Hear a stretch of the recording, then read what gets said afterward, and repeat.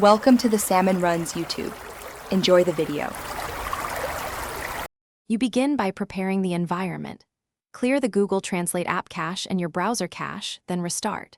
Once done, confirm your network. Switch between Wi-Fi and cellular to rule out connectivity.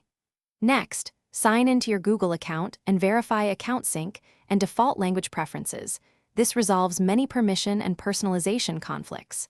These first steps eliminate common causes fast and set a clean baseline for deeper troubleshooting. Now focus on detailed diagnosis. Open Translate. Google. Com in an up-to-date browser or incognito mode to avoid extension interference. If the web app works there, disable extensions one by one. This isolates the culprit. For the app, download the offline language pack and test text, voice, and camera translations individually so you know which feature fails. Also check input/output language pairs and auto-detect behavior. Mismatch set. Finish by restoring a working state. If problems persist, clear app data or fully reinstall Google Translate, then sign back in and re-download offline packs. Verify by translating several short phrases across modes.